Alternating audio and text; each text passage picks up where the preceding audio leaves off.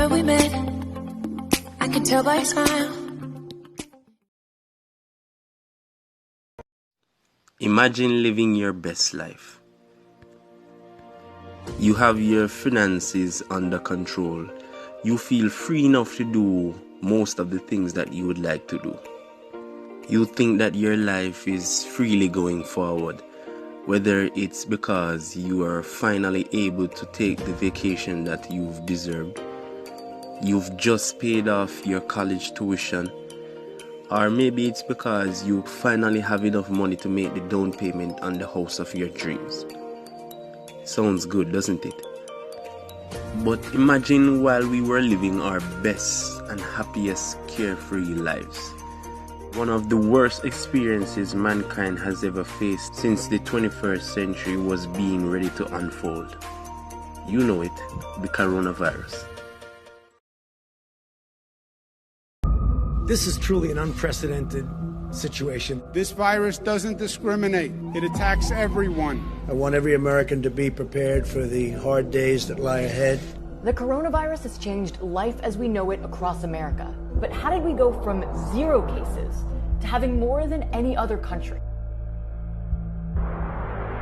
So many persons have lost their lives during this pandemic. A lot of persons lost loved ones, good friends, family members, and just persons who you know overall. But aside from the family and friends that has been lost, persons have lost so much opportunities during their lives. Their life savings, their house, their cars, their jobs, so much things has been lost during the pandemic on the financial side. And it has caused unrest in persons' lives. It has caused a global recession in the economic sector, and overall persons are just afraid to live their lives because of the financial status in which they are. Good morning, George. We are looking at another day of extreme volatility. Stocks opened just moments ago with the Dow down more than 600 points. And this week alone, stocks have now wiped out nearly $3.5 trillion in value.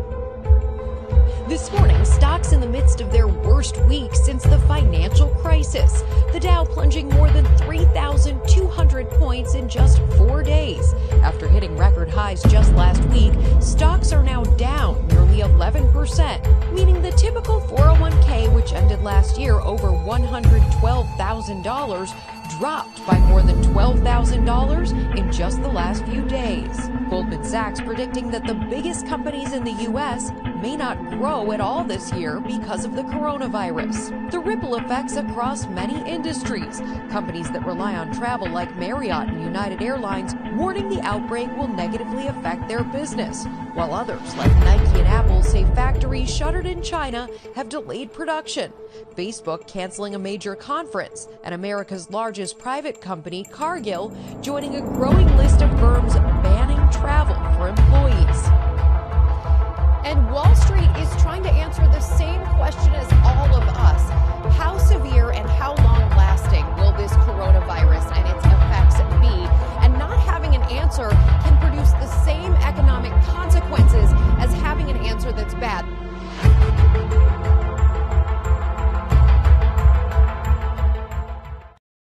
There has never been a recession since 2008, and the world has never faced a massive decline in its economy like this since 2008. But this is a complete different recession from what the world is used to. There is no real shortage of goods, there is no real shortage of services, and there is no loss of jobs in the economy.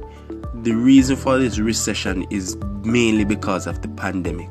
This is a disadvantage that the medical field has faced because they cannot find any real cure for this virus, and that has transferred throughout the economy across the world. So what is a recession? What exactly makes a recession happen? So to put it frank, a recession is a temporary decline in the economy because trade and industrial activities have been reduced. It is mainly identified through a decline in GDP, in 2 successive quarters. So for us to understand completely why a recession is such a bad thing and what exactly makes up a good economy, what makes an economy fully running before a recession actually happens, we must find out carefully how an economy works. So on a broad note, an economy is a wide system of interrelative activities of human labor, consumption, exchange, and trade. An economy works best when persons are trying to improve their standard of living. So for example, a person puts in actual human labor to earn some money to take care of their families. That money earned is spent on food and utility bills and for recreational purposes. So the person will go out and enjoy themselves with their families, thus pumping back money into the economy itself. And then this is how the cycle starts, and this is how the cycle finishes. So what makes a good economy? Generally, a good economy is characterized by the strength of their currency. If the strength of their currency is very strong, that economy has been doing good for themselves. And if it's low, they must have been doing something bad. So countries with a lack of resources normally tend to have a weaker currency.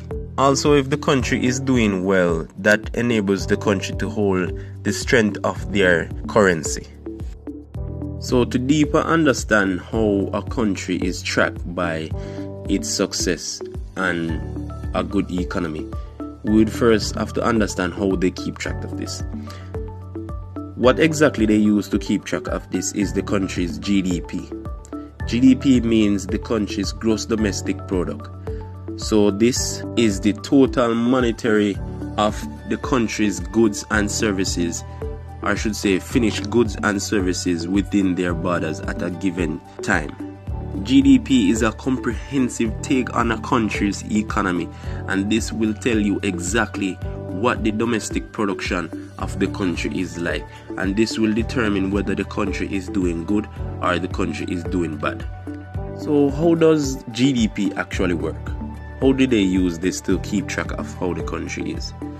Think of it like a scorecard. The GDP will record each year, and basically if this year is doing better than last year, the country has grown. And you can keep track of it within percentages. So most countries will have a growth of between 2.8% and 4.6%. So now that you understand what a recession actually is, how can you maneuver yourself throughout a recession, and how can you better prepare yourself for the next one? I'm going to give you a few points in how to do this and give you somewhat a step-by-step process in ways you can get this done. The first thing you should know is that the market will always bounce back. The economy will always bounce back. It will never stay this bad right throughout. So the first step I would suggest to take during a recession is to pay down debt. Most persons will think this lasts because they don't have any immediate money, but I think that if all efforts or most of your efforts are put into repaying debts such as rent, car loans, a mortgage, or even a credit card, this will give you the opportunity to have a fresh start after the recession has blown over. The other step would be to make cuts. Cut back on things that you don't really use that often during a pandemic. This will open your eyes to things that you probably knew was a waste of money initially and a waste of your good finances, and will give you the opportunity to make cuts where they are needed. So things like the added Netflix subscription, that gym membership that is heavily overpriced, your weekend drinks at the bar. So things like these, you make cuts here and there, and you will find yourself having more money to throw around on things that actually mean you well. Another tip would be to live within your means.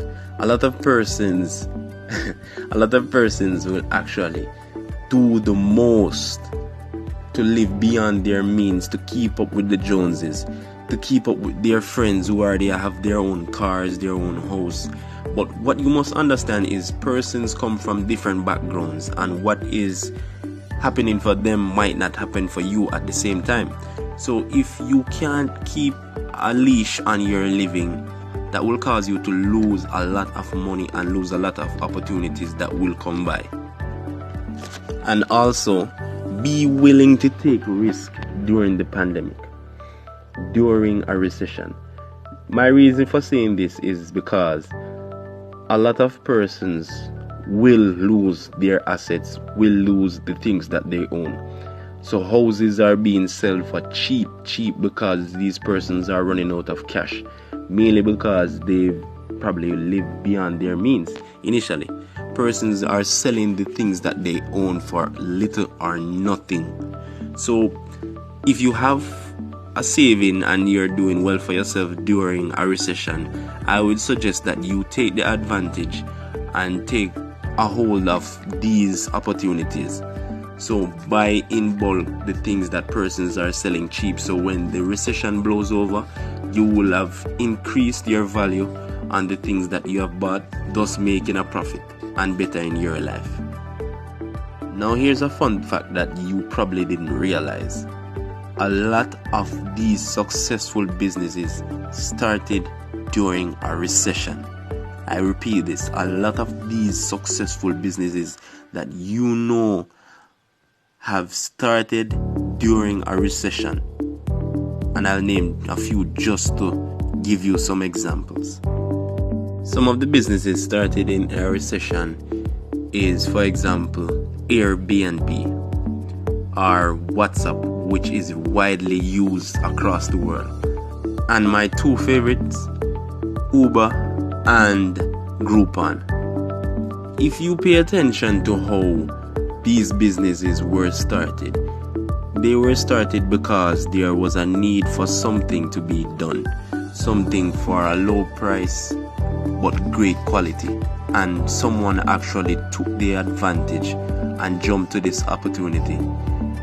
So for example, Uber. The reason why Uber was started is because some persons were in Paris on a cold night and they couldn't find a taxi to carry them where they wanted to go. So immediately the person came up with the idea, what if there was a service in which persons can just use their cars and pick you up and make some side money?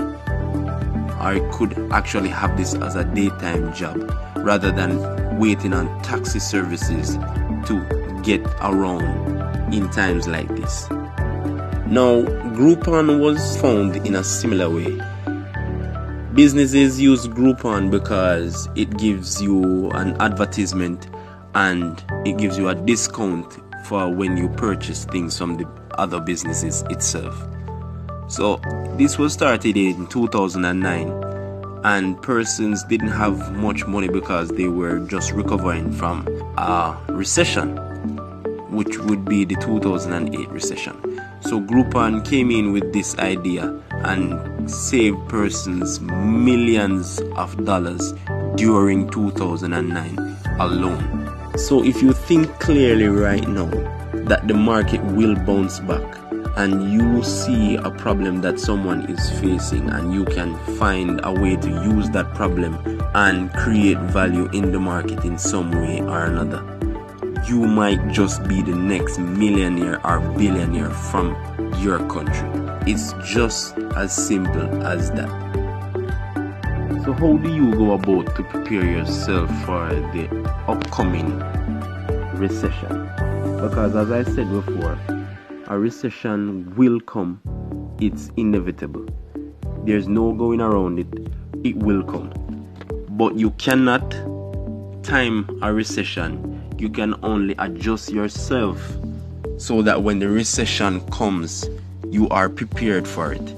So now that you've gotten so much information on what is a recession and what to do during a recession, how can you prepare yourself for it? To prepare yourself for a recession, it would be as similar as to manage yourself during the recession. So you do the same things. Live within your means. Watch your finances, watch what exactly your money is going into, and be prepared to take risk. This is how you might make a drastic life change. This might just be your start to be a millionaire or a billionaire, or be a successful business person within your space.